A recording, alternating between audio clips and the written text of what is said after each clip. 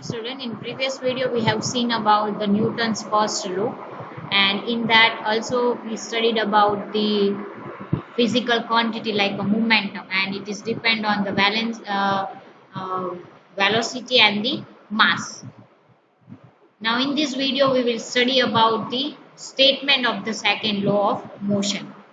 So the second law of motion, that the rate of change of a momentum of an object is proportional to the applied unbalanced force in the direction of force. Let's see the mathematical expression. Suppose the mass of an object, it is m kg, and its initial velocity, it's a u meter per second, and final velocity it is a v meter per second. Then the initial momentum become a p1 is equal to mu, and the final momentum become a p2, so is equal to mv. So if we want to count the change in momentum, then the final momentum minus initial momentum means p1 p2 minus p1. So if we are apply the uh, value, then it is a mv minus mu.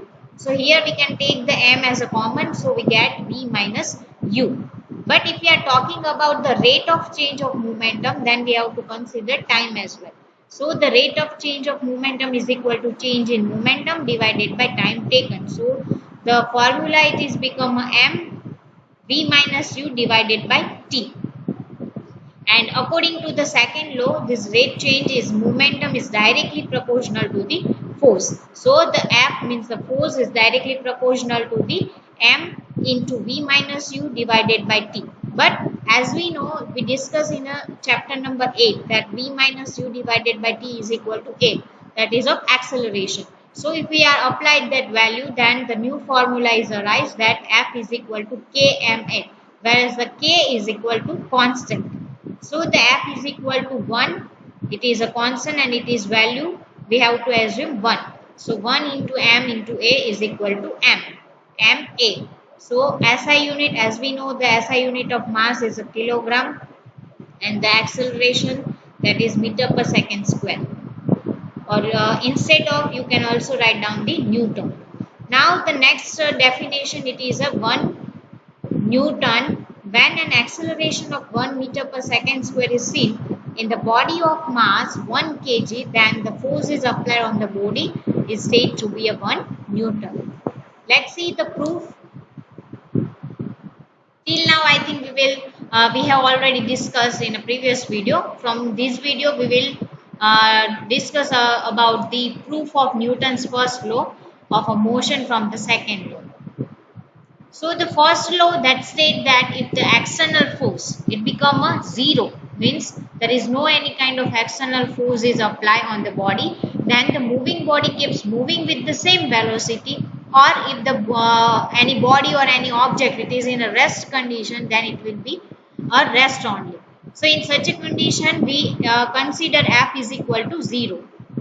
As we know that the f is equal to m into v minus u divided by t, as for it is from the second law, and as we already discussed.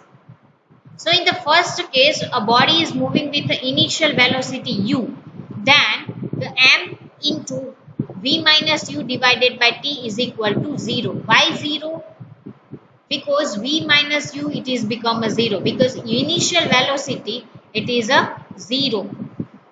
So the v is equal to 0. Thus we can say that the final velocity is also become a same, because a body is moving with the initial velocity u, and it is a constant only, that's why. In second case, a body is at rest condition.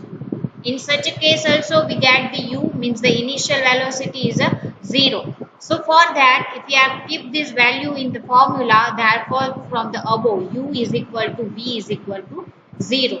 So the body will continue to be at a rest. So this is the proof of the Newton's first law of motion from the second law. Now let's talk about the third law of motion. According to the third law, that for every action there is an equal and the opposite reaction. The Newton's third law, that is of action reaction, that means for every action there is an equal and the opposite reaction. where we can apply this third law, or what is the application of this third law of motion, then it is for the first, walking is enabled by the third law. We can walk due to only the third law, due to the frictional force. The second one, a board moves back when we deboard it. The third one, a gun recoils. Fourth one, that rowing of boat. So this is the example at where the third law is applied. Now let's talk about the law of conservation of momentum.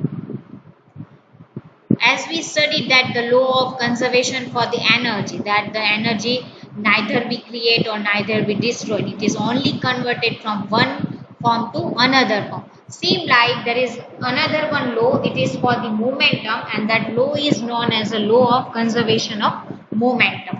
So according to the law of conservation of momentum, when a two, or you can say the more than two bodies act upon one another, then the total momentum, it's remain a constant, or you can say the momentum that is a conserved, and which is provided no external force are acting. Means when a two body act upon one another, then the total momentum that remain the constant, and which is provide no external force are active.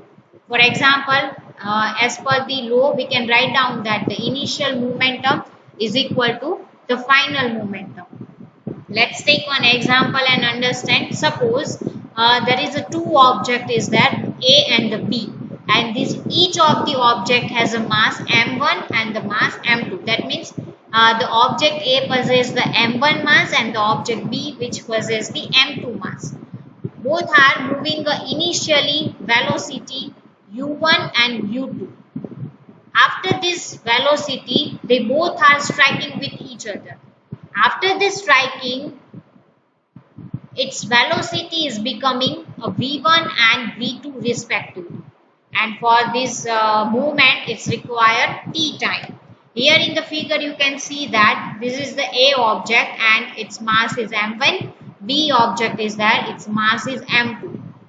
This is the condition of before striking. This is the condition of before striking. That means its initial velocity is u1, and for the B object, the initial velocity is u2. Then what happened after the striking with each other? The object A velocity is become a v1 and object B velocity is become a v2. Now, for the initial momentum, as we know the formula of momentum, so for the initial condition, the momentum of object A, it's become a m1 and u1. Why u1? Because here we have to consider the initial velocity. Same like for the B object, the momentum is become a m2 u2. It is for the initial movement. Now let's talk about the final momentum. Final momentum for the A object, it is becoming m1 into v1. Same like for the final momentum of object B is equal to m2 and v2.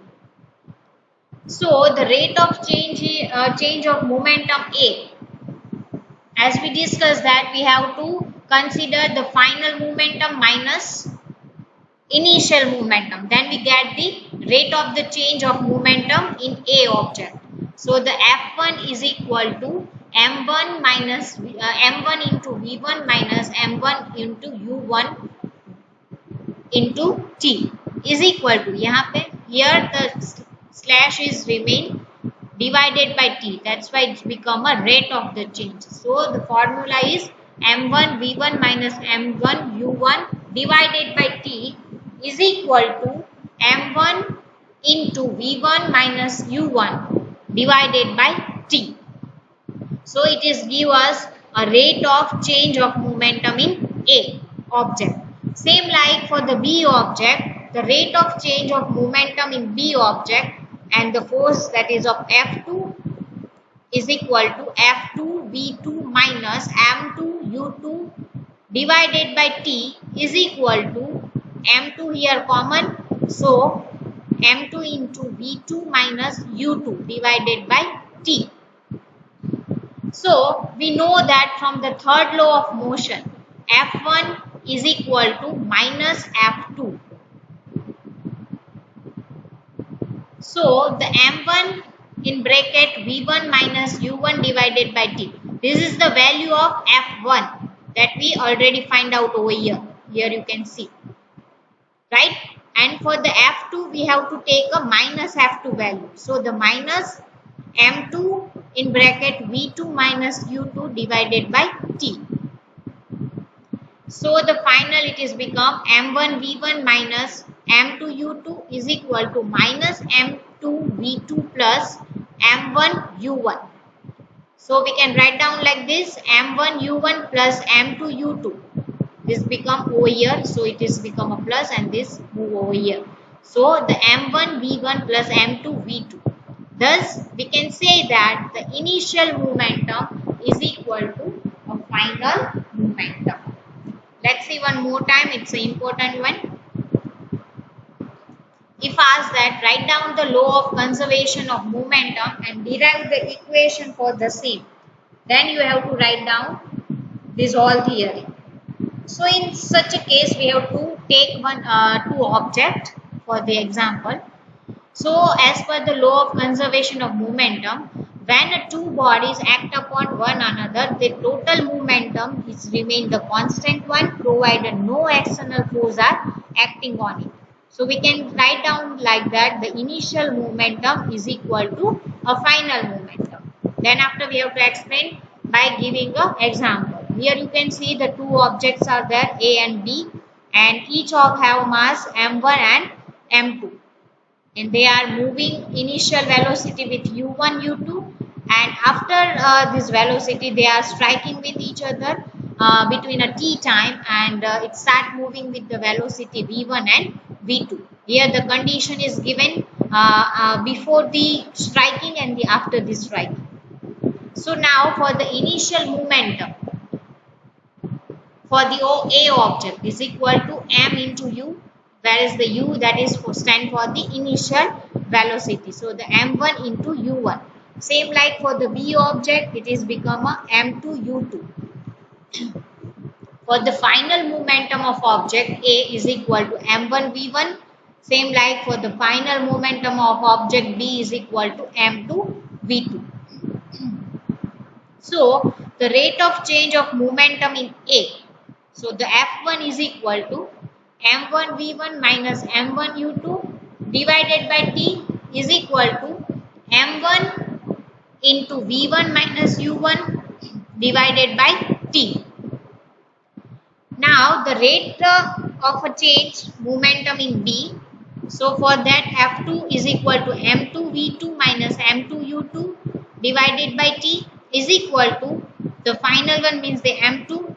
Here we take the common m2 into v2 minus u2 divided by T. Now as per the third law we know that F1 is equal to minus F2. Now here we are keep the value of F1, that is m1 in bracket v1 minus u1 divided by T is equal to minus, keep the value of F2, it's a m2 in bracket v2 minus u2 divided by T. So we can write down that m1 v1 minus m2 u2 is equal to minus m2 v2 plus m1 u1. So it is finally become m1 u1 plus m2 u2 is equal to m1 v1 plus m2 v2. Thus we can say that the initial momentum is equal to a final momentum from this equation. So this is the proof of law of conservation for the momentum. In next video we will see the example which is based on the momentum. Thank you.